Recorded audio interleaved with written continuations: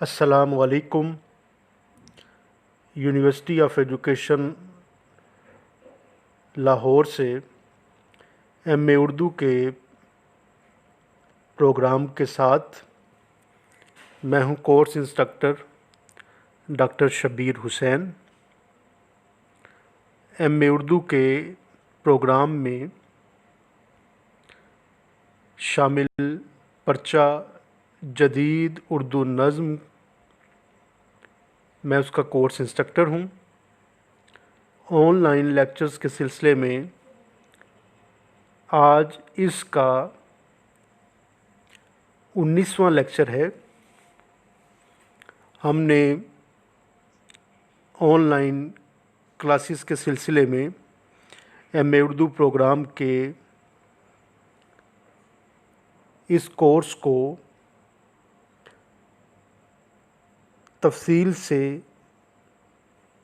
دیکھا ہے۔ یہ کورس جدید اردو نظم کے بنیاد گزاروں کی نظم و متعلق، ان کے نظریہ نظم متعلق ہے۔ گزشتہ لیکچر کو دیکھیے۔ ہم نے گزشتہ لیکچر میں فیض کی شاعری پر بات کی تھی۔ فیض احمد فیض جو گزشتہ 2 لیکچر سے ہمارے ساتھ جدید نظم نگار کے طور پر شامل ہیں اور ہم ان کا مطالعہ کر رہے ہیں، اور ہم مزید اگلے لیکچرز میں بھی فیض کی شاعری کو، فیض کی نظم کو کھولنے پر بات کرتے رہیں گے۔ ہم نے گزشتہ لیکچر میں فیض کی نظم اور غزل کے حوالے سے بات کی تھی کہ کچھ لوگوں میں جب ان پر جو ہے وہ نقد کا دروازہ کھلتا ہے، تنقید کا، تو کچھ لوگ انہیں نظم کی طرف زیادہ بڑا شاعر مانتے ہیں، زیادہ رغبت محسوس کرتے ہیں۔ کچھ یہ سمجھتے ہیں کہ اصلاً یہ غزل کے ہیں، کچھ سمجھتے ہیں کہ یہ اصلاً نظم کے شاعر ہیں۔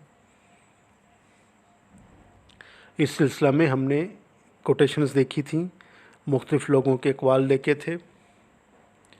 ہم نے دیکھا تھا کہ فیض کی نظم میں بھی ان کی غزل کی طرح خاص قسم کا انفراد موجود ہے جو فیض کی اپنی شخصیت کا اور اپنے تخلیقی وجود کا حصہ ہے۔ سجاد ظہیر صاحب کی رائے کو دیکھا تھا جس میں انہوں نے فیض کی نظم نگاری کو نمایاں رکھا تھا۔ آج ہم فیض کی نظم نگاری کے حوالے سے اگلے لیکچر کو دیکھیں گے، جس میں ہم فیض اور ترقی پسندوں کا نظریہ جو نظم کا ہے اس متعلق بات کریں گے۔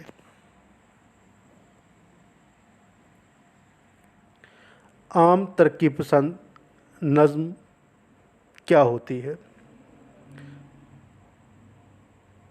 عام ترقی پسند نظم سے مراد عمومیت ہے۔ عمومی طور پر ترقی پسندی جس قسم کے تخلیقی جوہر کا یا تخلیقی عمل کا تقاضا کرتی ہے، اس میں سماجی افادی پہلو کو بہت نمایاں حیثیت حاصل ہے۔ ترقی پسندیت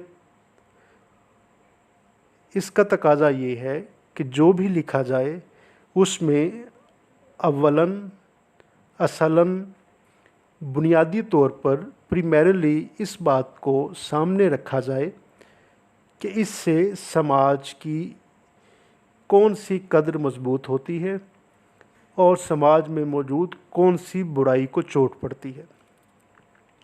تو یوں ترقی پسند نظم جو ہے اور ترقی پسندوں کا نظم کی طرف ہی زیادہ رجحان، نظم کے صنف کی طرف زیادہ رجحان جو ہے وہ اسی نظریے کے باعث ہے کہ اس میں زیادہ کھل کر، زیادہ واضح طور پر اظہار کیا جا سکتا ہے۔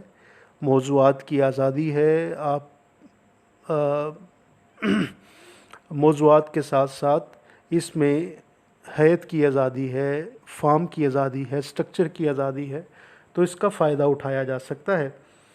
تو یوں ترقی پسندوں اور ترقی پسند نظم نگاروں کا جو عمومی رویہ رہا اپنے نظریے کو سامنے رکھتے ہوئے وہ یہی تھا کہ انسانی سماج کو جو ایک سوسائٹی ہیومن سوسائٹی ہے اس کو کس طرح سے ادب کے ذریعے، شاعری کے ذریعے، نظم کے ذریعے زیادہ افادی پہلوؤں سے روشناس کرایا جا سکتا ہے، زیادہ فائدہ پہنچایا جا سکتا ہے، زیادہ سود مند ہو سکتا ہے۔ تو یوں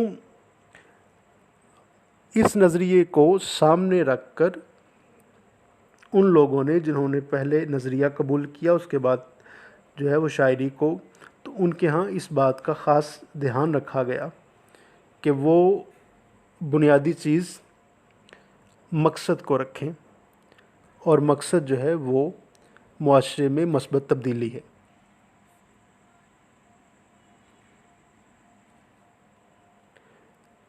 اسی لیے ترقی پسندی انحراف کی طرف، منحرف ہونے کی طرف، تشبیہات کا انحراف، علامتوں کا انحراف، اور اسی طرح کی جو دوسری انحرافات ہیں، تشبیہات، کوئی نئی تشبیہ بالکل لانا، یہ اس قسم کا، یہ سمجھتے ہیں کہ یہ ان کا پروٹوکول، ان کا میدان، ان کا جورسڈکشن نہیں ہے۔ اس لیے کہ وہ تو زیادہ بہتر یہ ہے کہ جو موجود استعارے و تشبیہات ہیں وہی رہیں، بیانیہ انداز کو وہ زیادہ جو ہے وہ ترجیح دیتے ہیں، بیان پر زور ہے تاکہ بات جو ہے وہ کھل کر سامنے آئے اور ہر طرح سے بات جو ہے وہ اس مطابق رہے جو نظریے کے قریب ہے۔ ترقی پسند شعری رویہ جو ہے وہ شاعروں پر یہ ذمہ داری عائد کرتا ہے کسی لحاظ سے کہ وہ اپنی بات کو وضاحت کے ساتھ، صراحت کے ساتھ پیش کریں تاکہ لوگ سمجھیں اور اس پر عمل درآمد کرنے میں آسانی ہو سکے۔ یہی سبب ہے کہ عمومی طور لفظوں کا، الفاظ کا جو نظم میں استعمال ہوتے ہیں وہ لغت کے جو مفہوم قریب تر ہے اس کو ہی استعمال کیا جاتا، اسی پر اکتفا کیا جاتا۔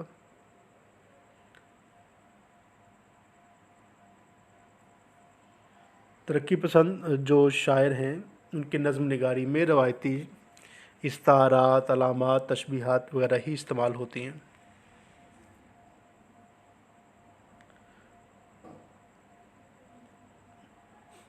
فیض کی شاعری یقیناً اسے انحراف کرتی ہے۔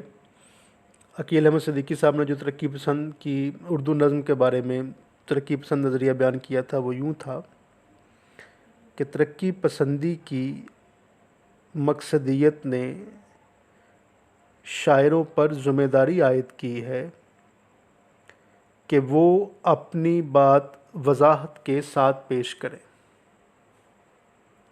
تاکہ لوگ سمجھیں اور اس پر عمل کریں۔ یہی سبب ہے کہ وہ لفظ کو اکثر لغوی مفہوم میں استعمال کرنے پر اکتفا کرتے ہیں، اس لیے کہ ان کے نزدیک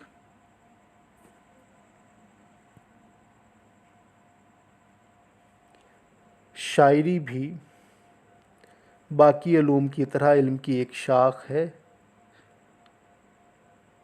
اور جس طرح دوسرے علوم کا مقصد معلومات فہم پہنچانا ہے، اسی طرح شاعری یا ادب کا بھی مقصد یہی ہے کہ جذبے کو شاعری سے الگ نہ کیا جائے۔ ان کی شاعری میں جذبہ موجود ہوتا ہے مگر وہ اس قدر حاوی ہوتا ہے کہ جذباتیت میں بدل جاتا ہے۔ یہ ایک رائے تھی، لیکن فیض نے انحراف کیا۔ جب ہم کہتے ہیں کہ فیض نے انحراف کیا، ڈیویٹ کیا، تو پھر ہمیں فیض کی نمایاں خوبیوں کی طرف دھیان یا توجہ دلانا پڑتی ہے۔ ہمیں کہنا پڑتا ہے کہ فیض کے امتیازات کیا تھے جو ترقی پسندوں سے اسے ممتاز اور مختلف کرتے ہیں۔ یوں نہیں کہ فیض ترقی پسندوں کے نظریے کے حامی نہ تھے،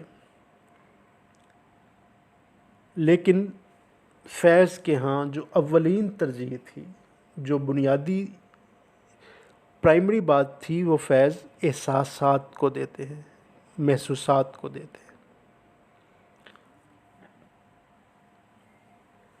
ان کے نزدیک تصور یعنی نظریہ ایک ضرورت ہے، ایک لازم چیز ہے، ضروری چیز ہے، اس کا انسانی عملی زندگی سے تعلق ہے، اور اگر ادب بھی اس کے لیے کوئی کردار ادا کر سکتا ہے تو اسے ضرور کرنا چاہیے، ادب کا کردار ہوتا ہے۔ لیکن یہ قطعاً نہیں ہے کہ ایک ادیب وہ بنیادی طور پر کوئی نظریہ ساز تصور باز ہو۔ وہ یہ سمجھتے ہیں کہ اب ایک شاعر کا تعلق جو ہے وہ تو اپنی شاعری سے ہوتا ہے اور اپنے تجربے سے ہوتا ہے، اپنی محسوسات سے ہوتا ہے، اور وہی اس کی اولین ترجیح ہوتی ہے۔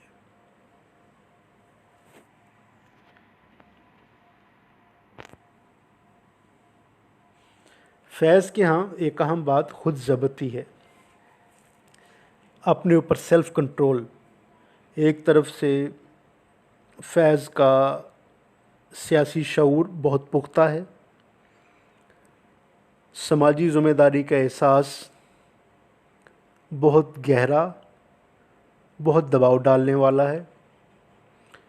اس پر سے فیض کا اپنا شاعر ہونا پورے تجربے، احساسات کے ساتھ اور شعر کی پوری روایت کے ساتھ نظم کی پوری صورتحال کو، پوری صورت کو، پوری روایت کو سمجھنا، اور جدت، ترازی، انفراد، یہ ساری چیزیں، تو ان سب کو ملا کر ایک کنٹرول کے ساتھ جو ہے وہ سب کے توازن کا خیال کرنا، یہ فیض کا خاصہ ہے۔ جیسے بھی بات کرتے ہوئے کہا کہ فیض نے انحراف کیا تھا، تو اس بارے بھی عقیل احمد صدیقی صاحب نے لکھا تھا جدید اردو نظم نظریہ و عمل میں کہ ترقی پسند شاعروں میں فیض نے شروع سے ہی اس اصول سے انحراف کیا۔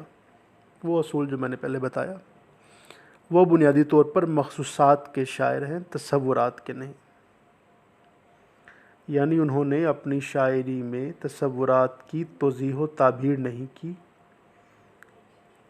ہر چند کہ ان کی شاعری سے ہم تصور اخذ کر سکتے ہیں اور کرتے بھی ہیں، لیکن یہ تصور سطح پر ظاہر نہیں ہوتا بلکہ فن کے پردوں پر چھپا ہوتا ہے۔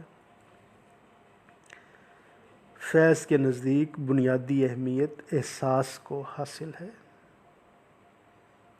لیکن وہ احساس کو مجرد لفظوں میں پیش نہیں کرتے بلکہ ٹھوس حسی پیکروں کا سہارا لیتے ہیں۔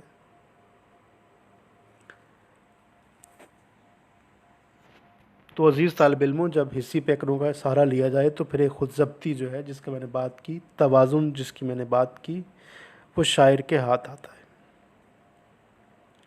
یہ توازن کن چیزوں کے درمیان ہے؟ تو میں عرض کر رہا ہوں کہ ایک تو فیض کو پہلے بنیادی طور پر ایک شاعر تسلیم کریں، ایسا شاعر جس کے اندر پورا نیا جہان، نیا شعری جہان تخلیق کرنے کا ایک اپنا تخلیقی زون بنانے کا اور اس کا اعلان کرنے کا پورا ملکہ موجود ہے۔ پھر اس کے بعد ایک ایسے شخص کو تصور کیا جائے جو پوری دنیا کے سیاسی منظرنامے پر گہری نظر رکھتا ہے اور اس کے ساتھ اپنے آپ کو وابستہ کرتا ہے۔ پھر ایک ایسے شخص کا تصور کیا جائے جو انسانوں کے لیے حساس بھی ہے اور اپنے ارد گرد میں موجود لوگوں کی زندگیوں کو مثبت انداز میں بدلنے پر عملی طور یقین رکھتا ہے اور اس کے لیے مشکلات برداشت کرتا ہے۔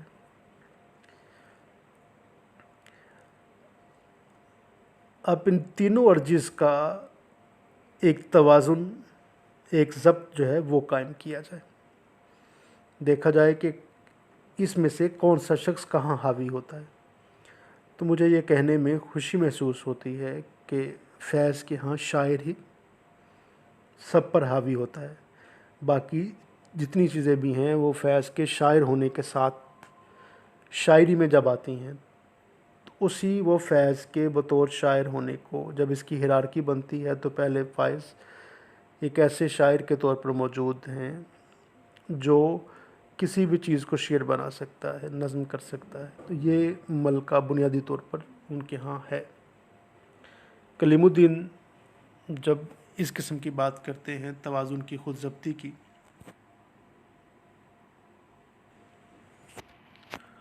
تو وہ کہتے ہیں دوسری چیز جو فیض میں ملتی ہے وہ ایک قسم کی خود ضبطی ہے۔ وہ اپنے کو لیے دیے رہتے ہیں اور دوسرے باغی شاعروں کی طرح اپنے نعروں سے آسمان کو نہیں ہلاتے۔ ان کی آواز دھیمی ہے، وہ دبی زبان سے باتیں کرتے ہیں اور اس کی وجہ یہی ہے کہ وہ افکار و جذبات پر ضبط کی مہریں لگاتے ہیں۔ فیض کی شاعری میں یہ ضبط و توازن اسی وجہ سے ہے کہ انہوں نے اپنے فن کی بنیاد انفرادی طرز احساس، رمزیت اور اشاریت پر رکھی ہے۔ اسی لیے ان کی شاعری کو ہم بالکل براہ راست اظہار نہیں کہہ پاتے۔ فیض ایک ایسے نظم کے جہان کا نام ہے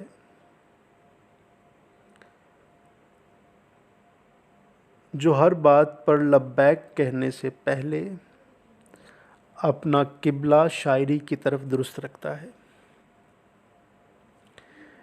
فیض ایک ایسے مرد مجاہد ہیں جن کا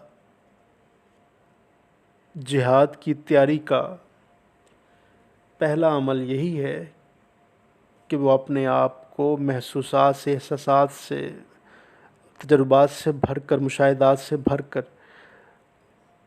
اور اپنے شاعر ہونے کے ٹول کو سب سے زیادہ تیز کر کے پھر میدان عمل میں آتے ہیں۔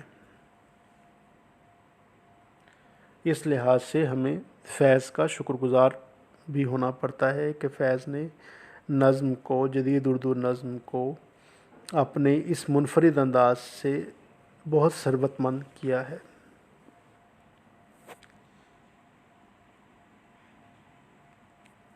عزیز طالب علموں، جس طرح ہم نے گزشتہ لیکچر میں فیض کی شاعری میں نظم اور غزل دونوں کے حوالے سے موجود بحث کو دیکھا تھا، ہم نے آج کی اس لیکچر میں ترقی پسند نظریہ نظم کو اور فیض کے نظریہ نظم کو ماہرین کی رائے کی روشنی میں اور میں نے اپنی جو نیازمندانہ سمجھ بوجھ ہے اس حوالے سے آپ کے ساتھ شیئر کیا ہے۔ میں امید کرتا ہوں کہ اس سے ہمیں فیض کی نظم نگاری کی بنیادی خصوصیت کی سمجھ آئی ہوگی،